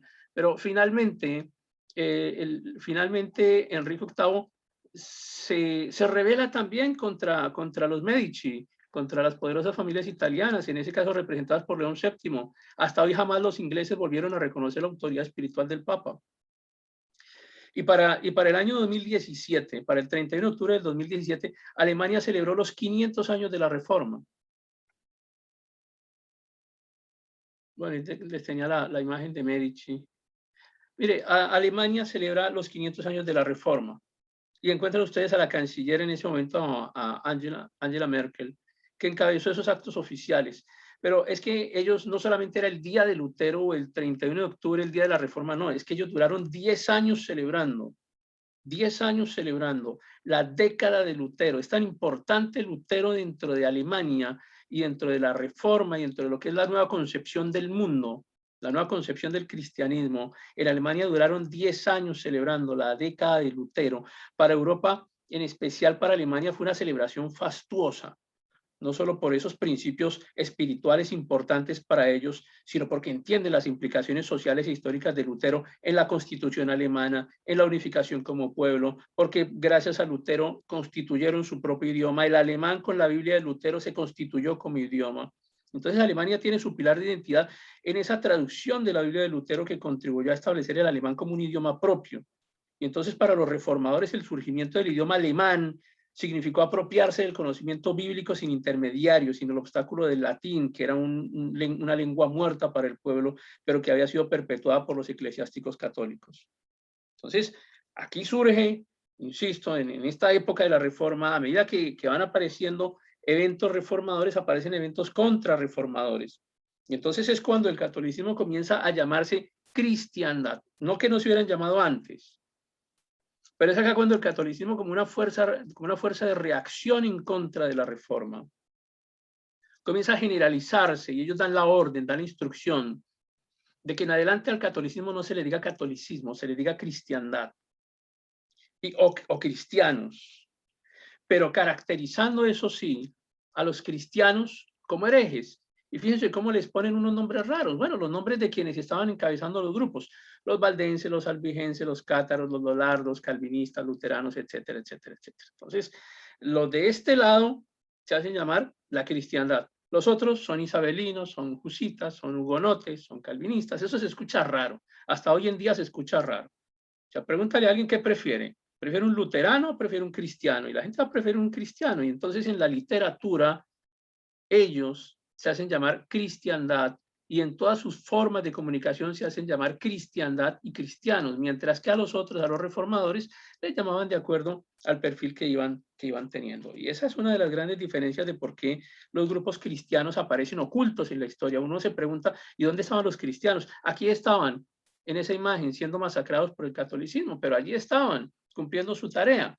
Lo que pasa es que el católico no se quedó quieto. Ellos tenían su estrategia de contrarreforma, por supuesto, porque tampoco iban a dejarse quitar el negocio tan fácilmente, o no se lo han dejado quitar. Entonces el cristianismo termina alejado del catolicismo, pero sucede con el cristianismo que no tiene unidad de mando. El cristianismo no tiene unidad de mando como una figura como el Papa, ¿sí? A eso me refiero. Una unidad de mando que es el Espíritu Santo, por supuesto, pero no una figura material que la gente pudiera ver. Entonces, tampoco hay una unidad de denominación. Calvinistas, luteranos, albigenses, hugonotes, y hoy en día todas las denominaciones a las cuales cada uno de ustedes pertenece, que siguen haciendo parte de esta lista que está ahí a la derecha, que es la de los reformados, la de los herejes, la de los separados, mientras que el catolicismo se sigue haciendo llamar cristiandad. Y fíjense cómo España y Francia terminan aliados con Roma. Y es que España y Francia son quienes finalmente encabezan la contrarreforma. Entonces, ustedes encuentran, permítanme, me devuelvo por acá, ustedes encuentran de un lado este mundo dividido: Inglaterra, Alemania, parte de Escocia, Suiza, Hungría. Allá llegó la reforma. Y luego esos países tienen actividades expansionistas. Mire, llegan hasta Sudáfrica. O sea, y allá llegó la reforma. A donde no llegó la reforma no nos llegó a nosotros. A nosotros nos llega la contrarreforma. Y nos llega la contrarreforma en todo su máximo esplendor, con toda la potencia. Por eso es que terminamos tan sumergidos en el catolicismo. De todas maneras, cada vez que había una persecución, una dispersión sobre estos grupos de cristianos, pues como siempre el cristianismo termina expandiéndose, y al cristiano, como le gusta hablar, bastante. Entonces, a donde llega, sigue predicando, y allá siguen apareciendo nuevos focos. Y aparece este concepto del que quiero, ya casi vamos a terminar en una media hora, y aparece este concepto que son los patronos. Y esto fue fundamental dentro de la Reforma. El concepto de los patronos es clave, es una de las estrategias de la contrarreforma. Incluyó la creación de estas figuras que vamos a llamar los santos patronos. Pues claro que son importantes, porque es que la gente se está alejando del catolicismo, no le está creyendo al Papa, la gente no le está creyendo a la Virgen, porque ahora resulta que nos atacaron la Virgen, que cómo así que la Virgen no es intermediaria. Entonces viene la contrarreforma con toda, y esta gente es muy inteligente. Entonces creó estas figuras que se llaman los patronos, que son los seres humanos, o a veces son místicos, o son yo no digo angelicales, digo angelicoides, que tienen el poder para interceder por las personas. Pero esto es de especialización, esto no es una cosa cualquiera, esto es de especialización. Entonces, vamos a crearle un patrono a regiones geográficas o a profesiones. El patrono de los arquitectos, me imagino que existe, el de los congresistas, el de los conductores, el patrono de... Es que por ahí me copié una imagen que vi hace un rato antes de entrar, por acá estaba. Acá está Nuestra Señora del Café. Alcanzaron a subir ustedes al grupo y me la capturé antes de comenzar. La patrono del café, o sea, a los que les gusta el café o a los que se toman el café, a los que siembran el café, no sé, se inventaron un patrono para el café. Entonces, eso es ir directamente a un blanco objetivo muy claro. Y aparecen estos personajes como el que tenemos ahí en pantalla, que es ni más ni menos que el hermano Sol, hermana Luna, una película que se llama así de Franco Sefirelli. Entonces, el tema de los patronos no es nuevo, ya ustedes lo han visto en el Renacimiento con el mecenazgo, ¿no? ¿Recuerdan ustedes los papas que patrocinaban a los pintores, a los artistas, los financiaban? Hoy en día también existen la gente que financia a otra, ¿cierto? ¿Cómo es que se llaman estos? Se me olvida. Ahora me acuerdo la palabra y se las digo. Entonces hay gente que se encarga de patrocinar a otros y de pagarle sus gastos. Bueno, eso era lo que ocurría ya en la edad del Renacimiento, cuando encontramos a los papas y que era chévere financiar un artista porque eso daba un buen nombre, ¿no? Hoy también existen ese tipo de patrocinios, pero bueno, miremos acá. Estamos frente a la creación de unas figuras especiales. Los patronos tienen esa dialéctica común, por ejemplo, el que estamos viendo acá en pantalla, que es el señor Francisco de Asís. O sea, Francisco de Asís no le cae mal a nadie. ¿A quién le va a caer mal Francisco de Asís? O sea, un tipo que es chévere, que está metido con la naturaleza, que el man es medio hippie. El señor, perdón, se me salió una palabra ahí rara. El señor es medio hippie, y el señor es bien, o sea, ¿a quién le cae mal? ¿A quién le va a caer mal Francisco de Asís? Entonces comienzan a crear estas figuras especializadas como intercesores de cada grupo. Unas figuras míticas que las confunden con personajes históricos o con personajes ficticios cuando no existe el personaje histórico. Entonces, los reformadores no reconocieron a María como una intermediaria entre Dios y los hombres. Entonces, por lo tanto, la Contrarreforma le creó los patrones religiosos a la gente. También, por supuesto, refuerzan la devoción mariana, que habría que devolverle a la mujer la figura trascendental en la creación, porque ¿cómo es posible que la mujer no tenga una figura preponderante en la creación? ¿Y cómo es posible que los evangélicos esos le quiten el papel protagónico a María como la Madre de Dios? Bueno, eso hace parte de la Contrarreforma. Entonces, el patrón tiene que ser un santo y que cumple una función de abogado ante Dios, intercesor. Y hay patrones por cada continente. En Europa está San Benito de Nurcia. En Oriente Medio tienen a San Jorge. En África tienen a San Moisés el Moro. En Asia tienen a Francisco Javier. En América tenemos a Nuestra Señora de Guadalupe. Hasta en Oceanía que tienen a San Pedro Chanel. O sea, los patronos son protectores. Ellos cuidan a los transportistas, a los médicos, a los sicarios. Los sicarios tienen su propio patrono. Los mecánicos. Hay un patrono para los niños con cáncer. Hay un patrón para lo que usted quiera. Hay una patrona para el café. Ahí la acaban de ver. O sea, la construcción de un patrono. Entonces es acercar el modelo de comunicación, acercando la religión a la gente. Y Francisco de Asís es uno de estos personajes que, insisto, no le cae mal a nadie. Entonces, además que fue declarado patrono de la ecología por Juan Pablo II. Imagínense. Y además, luego llega o sea, es que Francisco de Asís no le cae mal a nadie, insisto. Si tú eres católico, pues no te molesta para nada porque pues, no te va a denunciar tus estructuras pecaminosas, porque el patrono no te acusa. El patrón es abogado. El patrono no te confronta. Esta figura no te va a confrontar con la escritura. Es un abogado que te va a ser intermediario y se va a poner entre tú y Cristo, porque es que la Biblia dice que había gente que era intermediaria. Entonces, de esa manera justifican la existencia de esta gente. Y quedan bien con la nueva era porque es que este personaje ama la naturaleza, es el hermano de la naturaleza, el hermano de la luna, el hermano del sol, del amor, el hippie, la marihuana. Todo ese cuento ustedes van a encontrar aquí. Entonces, él es el patrono de todo eso. Entonces es un predicador del amor, de la naturaleza, él no tiene estructuras doctrinales, no le molesta, ni siquiera le molesta a los reformadores, ni siquiera le molesta a los reformadores porque es que este personaje es pobre y busca la pobreza. Y el problema de los reformadores era que molestaban con la religión porque la religión buscaba la riqueza. Este no discute con nadie. Este no pelea ni siquiera con los ateos. Entonces, vamos a hablar ahora de ese concepto que es la semiótica, que es fundamental. Y les decía que es uno de los núcleos de por qué hemos estado utilizando las figuritas y los Simpson y toda esta cuestión, porque estamos llegando al concepto de la semiótica. La semiótica como la construcción de discurso, la construcción de argumentos a partir de imágenes y a partir de conceptos. Ese concepto de los patronos tiene que ver con la semiótica. Cómo logra la religión inducir un movimiento de comunicación a través de imágenes o a través de conceptos, a través de historias. Entonces, fíjense que decíamos, los discursos de los prerreformadores fueron más fuertes que los discursos del mismo Lutero.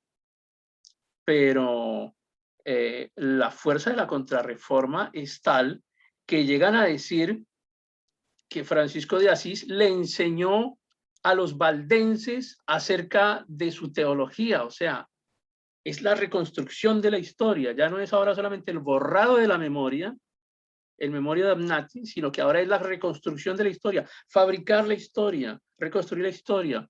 No fue Francisco de Asís el que le enseñó a los valdenses su teología, pero por favor, si la teología de los valdenses era totalmente opuesta a la del catolicismo, no tenía nada que ver con el catolicismo, pero la reconstrucción de la historia. Entonces la semiótica lo que utiliza es una disciplina ya, y es una disciplina que usa signos para crear, para transmitir significados en ese acto comunicativo. Y es un intento por establecer unas imágenes alternas que le laven la cara al catolicismo.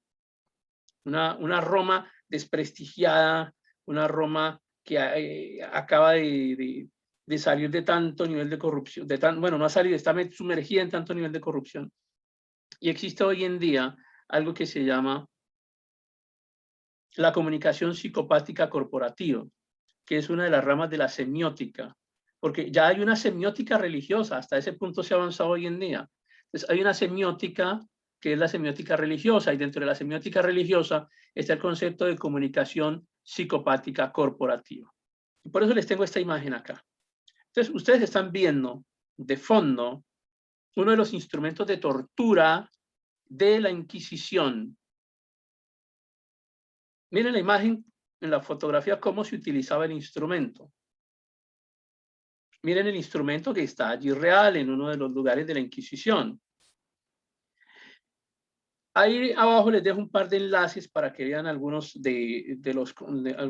ampliaciones sobre algunos de los recursos que utilizaba la Inquisición para sus torturas, y les dejo un link sobre lo que es la psicopatía corporativa, que voy a pasar a explicarla ahora. Entonces, mientras esta gente, por un lado, está utilizando estos instrumentos de tortura en contra de los cristianos y de tortura en contra de la gente, por el otro lado se inventan un personaje como Francisco de Asís y le sacan un coro que dice: hazme instrumento de tu paz, donde haya odio, lleve yo tu amor, donde haya injuria tu perdón, Señor, donde haya duda fe en ti. ¿Cómo puede ser que por un lado estén cantando esto y por el otro lado estén utilizando estos instrumentos? Y es por eso que hablamos hoy del concepto de comunicación psicopática corporativa, que tiene que ver mucho con la psicopatía, y voy a tratar de explicarlo de esta manera, a ver si me hago entender un poco con ese concepto, porque es un concepto semiótico que es realmente mucho más reciente, pues mucho más reciente en el sentido de que le estamos poniendo nombre, pero que se viene utilizando, miren desde cuándo se viene utilizando. Entonces, como cuando está la pareja, ¿no? Hay una pareja y en la pareja hay alguien que, dentro de las personalidades, los psicólogos hablan de diferentes clases de personalidades y hay unos de ellos que se llaman narcisistas o psicópatas narcisistas. Es uno de los temas que acostumbra a tratarse en el tema de atención de parejas. Entonces hay uno que es dependiente y hay el otro que es el narcisista, el psicópata. El psicópata siempre es un explotador. El psicópata siempre toma a su pareja y saca todo de ella. Y realmente el bueno de la relación es un insumo, simplemente es un insumo para el psicópata. El psicópata no tiene empatía. Parece que amara, parece que cuidara, parece que protegiera, pero mientras puede explotar. Pero cuando el otro se enferma, cuando el otro está mal, cuando el otro cuestiona, entonces el psicópata regularmente reacciona de forma violenta y siempre termina inculpando al otro. Es que tú me obligaste, es que tú me hiciste, es que tú te comportaste de esa manera. A eso le llamamos una relación psicopática, pero esa relación psicopática resulta que el problema es que el psicópata no quiere cambiar, además entre otras cosas, porque no puede. Porque el psicópata narcisista no tiene forma de cómo resolver su situación emocional, porque ni siquiera, o sea, no le interesa. Sabe que está haciendo mal, algunas veces no, pero la mayoría de las veces saben que están haciendo mal, pero es que lo disfrutan. Disfrutan haciendo sentir miserable al otro. Disfrutan haciendo sentir al otro miserable en su relación de pareja. Entonces se comportan de esa manera. Bueno, resulta que ahora extrapolamos eso acá para el concepto de la comunicación psicopática, que es el nuevo modelo de comunicación del que estamos hablando hoy en día, y nos encontramos con una relación que ocurre no solamente entre las religiones, sino entre las corporaciones, las empresas, los partidos políticos. Entonces te decimos como partido político o como iglesia o como congregación, te amo mucho, te amamos dentro de esta congregación, te extrañamos mucho, eres importante para la congregación, pero realmente no es así. O sea, estamos bien mientras me traes tu diezmo, mientras te comportas bien dentro de la congregación, mientras obedeces lo que te decimos, pero no te están amando realmente dentro de la congregación, no te están cuidando dentro de la congregación. Es una relación de este tipo de psicópata explotador. Pero esto no es nuevo, lo estoy trayendo hasta nuestras congregaciones cristianas porque es posible que se presente hoy, pero es lo que viene ocurriendo dentro del comportamiento del catolicismo dentro de hace mucho tiempo. Entonces, miren cómo acá estamos hablando de la semiótica inductiva, esta vez aplicada con este tipo de imágenes, o sea, una semiótica religiosa. Entonces, ¿cómo hacemos que un personaje como este, que se ve tan, o sea, ¿quién va a dudar de ese viejito con esa carita que tiene, por favor? O sea, el señor es un santo ahí donde lo ven. Está cargando al corderito y está asemejando la imagen de Cristo que cargaba sus corderos, o sea, comunicación corporativa. Pero cuando es una comunicación de explotación, le llamamos así, comunicación psicopática corporativa, la semiótica religiosa. Miren este otro ejemplo. Una noticia que está allí por internet. Responsables de la iglesia no dan crédito a lo que está pasando con la figura de la Virgen María y consideran que se podría, miren cómo va la reacción del texto, se podría tratar de un fenómeno paranormal. Iglesia Católica Nuestra Señora de Guadalupe, Nuevo México. Se podría tratar de un fenómeno paranormal. Entonces resulta que el muñeco este está llorando lágrimas de aceite de oliva. Pero hasta ahora, fíjense cómo lo plantea inicialmente.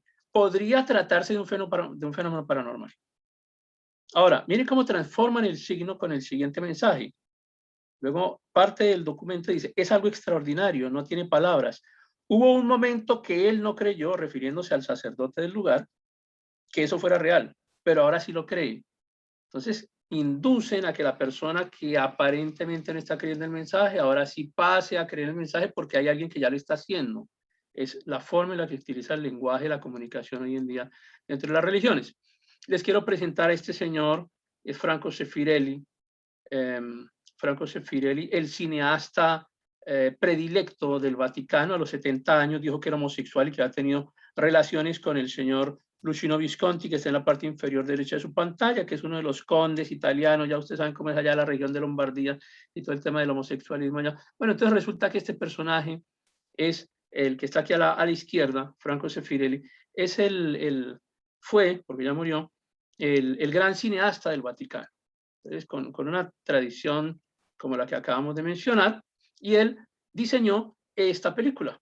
Entonces, esta película es Jesús de Nazaret. Yo creo que usted por lo menos una vez en su vida ha visto esta película, Jesús de Nazaret, la de Franco Sefirelli. Entonces, miren ese personaje allá con esos ojos brillantes, azules, su cabello perfecto, su barba perfecta. Y este personaje, el actor se llama Robert Powell. Robert Powell es este mismo que está aquí, a la derecha de la primera imagen. La primera imagen es durante el rodaje de la película, y la segunda imagen es como se ve hoy en día. Robert Powell. Bueno, hoy la gente, mire, acá por internet tú puedes comprarte esta estampita de Robert Powell para tus milagros, puedes comprarla ahí o la puedes descargar, y la gente adora esa imagen. O sea, la gente en este momento ya sea porque la compre en físico, porque pague y la descargue o la descargue gratuita por internet. También la posibilidad de que tú compartas el código y lo pegues en tu página. Ahora en el blog de Jim, ¿no?, que estamos creando, pueden compartir la estampita de Robert Powell para bendecir a la gente. La gente adora esto. O sea, ¿a quién están adorando? Están adorando a Robert Powell. La misma estrategia que se utilizó durante el renacentismo, en la que pintaban a los amantes homosexuales, y la gente sigue adorando a los amantes homosexuales de todos estos personajes. Es vender la imagen. Ahora resulta que aquí viene la gente a adorar a Robert Powell, que le ha tocado salir un par de veces en medios de comunicación a decir, hey, es que yo no soy Cristo, porque a la gente lo para por la calle a adorarlo y a decirle que los bendiga. Y él dice, pues, yo soy un actor, no, pero bueno, semiótica. Entonces, resumiendo, llega nuestro principal personaje de la historia de hoy y se pregunta qué está pasando con estas indulgencias, con estos diezmos, y lo que encuentra es eso que está allá en el fondo, los lujos. Ve que los diezmos, y que ellos recogen con tanto esfuerzo en los pueblos, en las villas, que les va muy mal para poder recoger todo esto. Entonces se lo mandan a Roma, y Roma lo que hace es enriquecerse. Entonces él dice, no, aquí realmente está sucediendo algo muy extraño, y hace su post, ¿no? Su posteó en el Instagram de aquella época, en el TikTok de aquella época, en el Facebook de aquella época, puso en su muro las 95 tesis, los 95 argumentos en la puerta de Wittenberg. Un martillo, una puntilla y un post fue lo que utilizó Lutero para la reforma.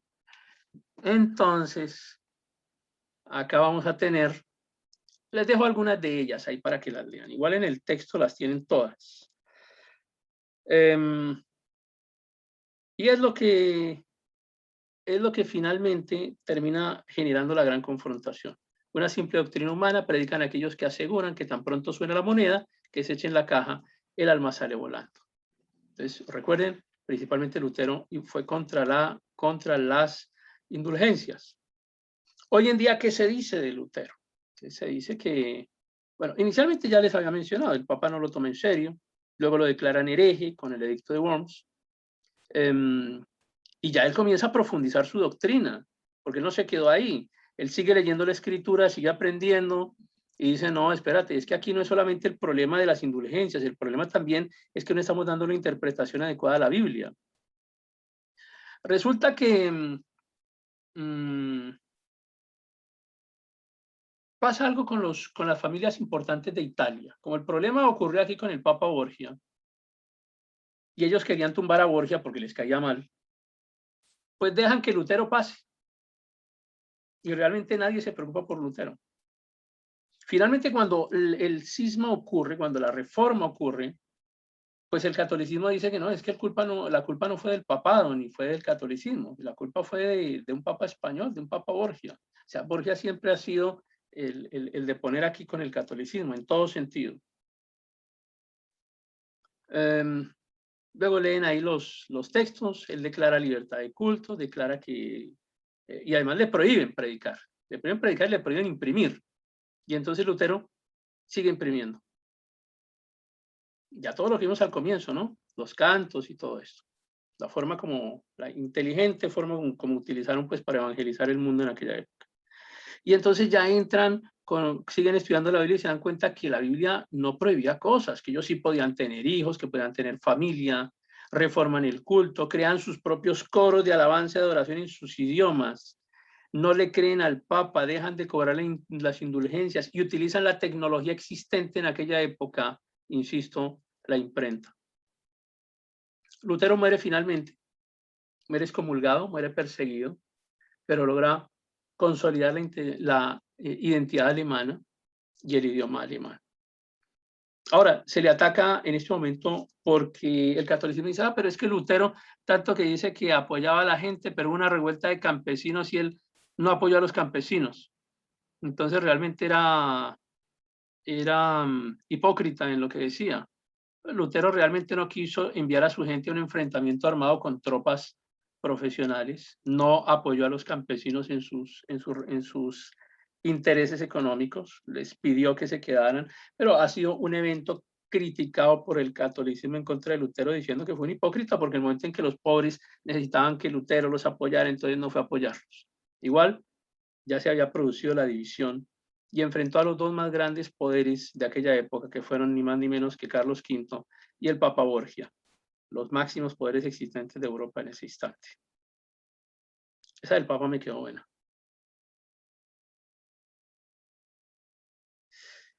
Finalizamos por hoy.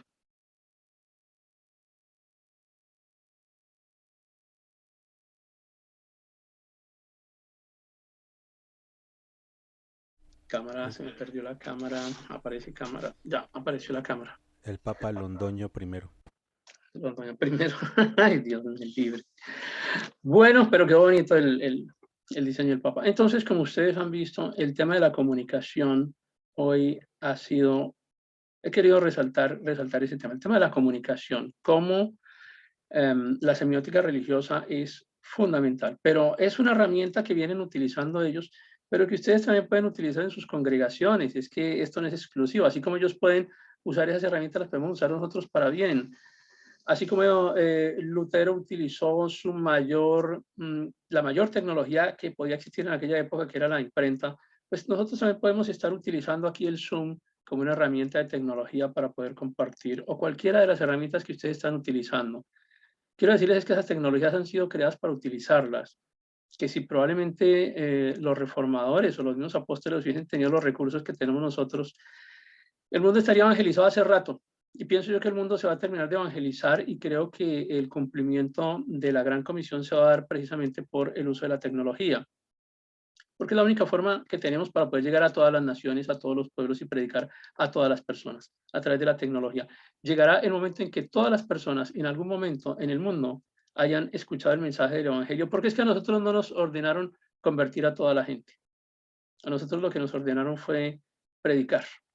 Y cuando se complete la predicación y se complete la enseñanza, pues ya veremos qué sucede de ahí en adelante. Por ahora no cargamos con la responsabilidad de que todos se conviertan. Esa no es una tarea que nos haya sido encomendada. La tarea es de predicación. ¿Comentarios? ¿Preguntas? ¿Ninguna? Bueno. Yolanda, por favor, despídenos. Muchas gracias.